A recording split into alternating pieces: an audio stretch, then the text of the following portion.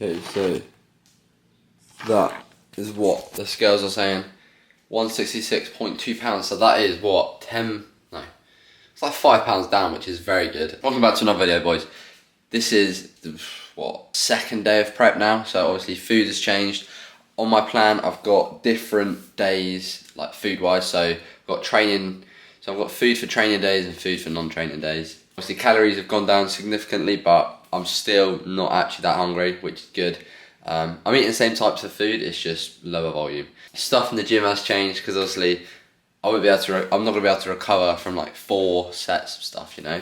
So yeah, I'm happy stuff's changed. I was in a bit of a rut last week just because it was like the same kind of schedule, the same thing, the same food, the same training. Stuff's been switched up, fresh new start to prep. So yeah, I thought I'd just make a little vlog from my first day of prep, which I'm absolutely buzzing for. Yeah, so I'm gonna get dressed, get ready for the gym, make my breakfast, do some work, and then make pre-workout. So I go to the gym on my non-working days. I go to the gym at like 12 midday, so it just gives me a bit of time, you know. Anyway, yeah, I want to get to making breakfast. I'll see you boys whenever. Alright, so we've got breakfast here.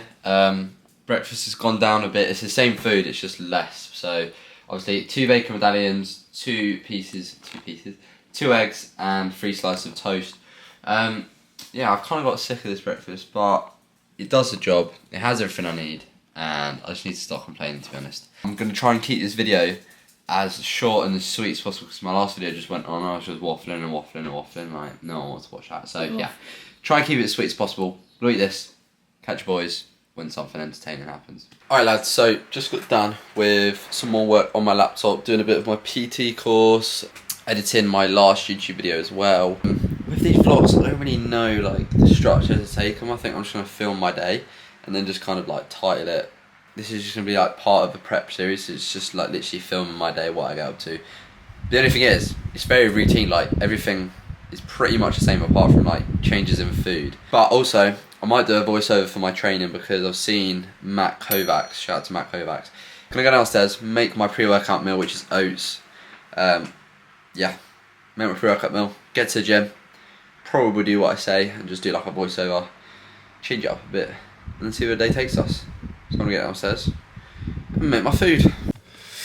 Alright, so pre-workout meal has been made. Oats have gone down, the volume's gone down for the oats, which is good because I used to struggle to get it down. I also have a banana and some blueberries, which I've already eaten. Gonna eat this pre-workout meal, get to the gym. Not gonna waffle because last vid was just a waffle fest. But yeah, I'll see you boys at the gym. What the fuck was that? Alright boys, so thought I'd do a little voiceover like I said. So here we are, I guess. Alright, so starting off with the seated cable row now. I connect so well with this. Like I never used to, but I don't know why. Like I put it in my, like it's in my plan now at the start and it just puts blood into my lats, mate. Like my lats are my biggest weakness, but like I can actually feel this in my lats. It's crazy. So do 2 sets of this to start off with. It just feels so good and it just like primes my back for the rest of the session. So I definitely recommend if you're struggling with your lat, engagement and actually feeling like a lat pull down, just try a single arm seated cable row, mate. It feels criminal. Like literally driving your elbow into your hip. It just feels so good. So yeah, do 2 sets of these, and then after that we're on to the rear delt fly. Want to give the lats a bit of a break. Want to give the lats like a tiny bit to recover just before we go into a pull down. So yeah, we're doing single arm, and the way I like to do it is I don't kind of sit on one side. I sit facing forward, but then lean my body to the side, like to favour it, to give it more of a stretch. As you'll see here, my other arm is kind of resting, so I'm just literally fully locked into the machine, and mate, it just feels so good. The only thing is though, when I get into that deep stretch, like on the last rep, I just physically can't get it up. Not because of the actual strength of my rear delt, just because of like I'm in such a like compromised position that my body like just can't, I don't know, do which is a bit annoying. But yeah, it is really hard to target your side delt and actually feel it. So what I'd recommend doing is doing like literally 1 set before, really light, 15 reps, and you'll feel it. Like you will feel it if you're doing a really light and you're doing perfect form. Like you will feel it in your rear delt. Okay, after that we've got After that, we've got close grip lat pull down. I really like this. And yeah, I mean, there's not really much to say apart from it really fucking kills. But like I said, blood is already in my lats or in my back. So this basically, I literally do one warm-up set, go straight into my top set. Feels so good. Try and keep my form as strict as possible. So as you see, like, I'm not kind of letting my body get pulled up. I'm keeping my hips and like this part of my body in the same kind of position. Obviously, a bit of momentum is not going to hurt. It's not going to kill anyone. But yeah, I don't know. I really enjoy just like having perfect form on this. And I really connect well with it, especially after doing the single arm seated cable row. And then after that we've got dumbbell chest press on a like 30-degree incline. Mate, oh my god, like this is the one exercise out of my whole routine for chest that I am just fucking nervous to do, but I love it. This is my favorite exercise probably ever.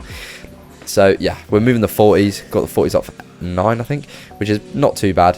It's one of the movements where like I am getting nervous to try and hit a PR next week because like, yeah, I don't know, I do love doing it though. Also, you see my form just doesn't deteriorate. You see a lot of people kind of changing their form to move the load. It's just not worth it, mate. I don't get a spot. I get someone to give me a lift off, because when you're in that position, trying to get that first rep up, you use so much energy. And I don't even count like the getting up reps. So if I just get someone to get me up, and then I can just start without any major like energy loss. So yeah, I definitely recommend getting someone to just like give you a lift off. And then obviously, I don't recommend a spot because it's quite hard to track, because obviously you have different people spotting you. If they have the same person spotting you, then it might be different, but I just don't really get a spot because then it's harder to track if I've actually like progressed. After that, we've got dumbbell lateral raise. Now I do 2 variations of lateral raises, but on today's session was a dumbbell lateral raise. As you're seeing, I'm not using crazy momentum like a lot of people. I like to just really focus on actually feeling the side delt, because I used to just feel it in my traps, and I found with a lot of movements I'm not feeling, it's kind of because I'm putting my form in the bin and I'm just focusing on the weight that I'm moving. So if you kind of drop the ego, drop the weight, and just focus on form, you properly feel that shit, bro. Like, it doesn't take much. It doesn't take much on a lateral raise to like properly feel the side delt.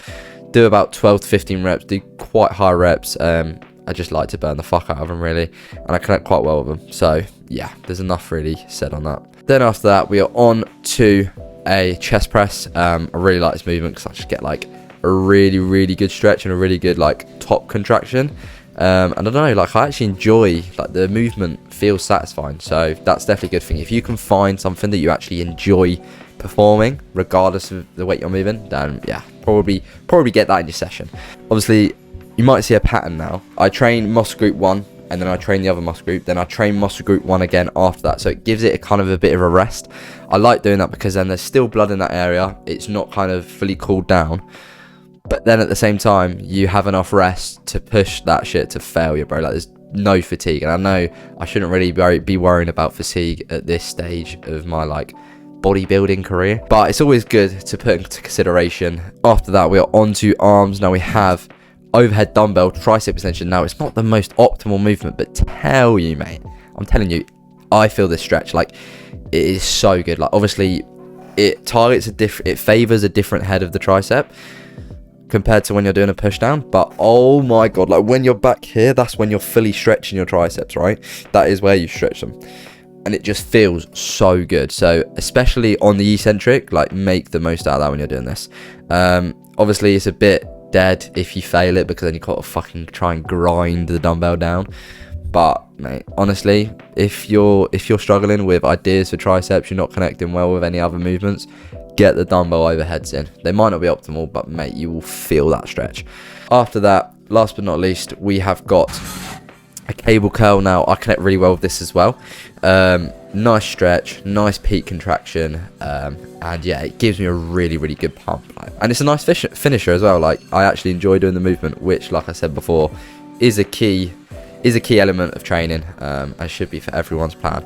So yeah, feels really good. Also, I'm doing online coaching, so if you want any sort of guidance, or you're just interested in one-to-one coaching with me, it's really cheap. You're not going to break the bank, and it's definitely a worthwhile investment if you're struggling with consistency, if you're struggling with knowing what to do in the gym, what to eat, etc., and you're not seeing results. So if you want to see results, drop me a DM on any socials. I'd be more than happy to help. But yeah, like I said, this cable curl feels so good, bro. Like, you stretch and it's just constant tension. So yeah, that's gonna wrap up the voiceover. Hope you boys enjoyed. Back to the video. Alright boys, so just got back from the gym. Need some meal prep. I'm getting used to and adjusting because I did start to make my old meal plan. So yeah, I'm just adjusting to like the new measurements and stuff like that. Get some steps in as well because we are lacking on the steps. We're currently at 4.4k. I need to get 10k. Why are you greasing me? Steps. Oh, okay, so the meals have been made. Now, mate, this is literally, those 3 Tupperware boxes, probably taking me about 2.5 hours, I'm not even gonna lie. Don't know where the time's gone, but yeah, I'm gonna go on a walk now. It's quite late actually, it's 6:30, so I'm gonna go on a walk. Need to pick up some more supplements in the shop, so yeah, I'm gonna go on a walk, get my 10k steps in, then come back, make dinner, because I don't have it too late, and then yeah, get on with some more work and go to bed. Pretty boring. Alright boys, so just got back from like an hour and a half walk. My steps currently are at 11.2, so yeah, got 10k in. Now I'm gonna make dinner. Usually listen to Mike Williams' podcast. It's just very like educational and actually getting something out of it. It's not just like music blasting in my ears. Nice to go on a walk, nice to just like have some time just to think, you know. Sometimes I do overthink, but what can you do? Obviously, like I said, volume's gone down. 150 grams of mince, 100 grams of sauce, 100 grams of pasta, 100 grams of broccoli, and then 5 grams of olive oil. Today's total for calories is 2,700. I was on 3,700, so yeah, I've lost a K, but mate, I'm more than happy about that. Gonna go make it. See you boys in a bit.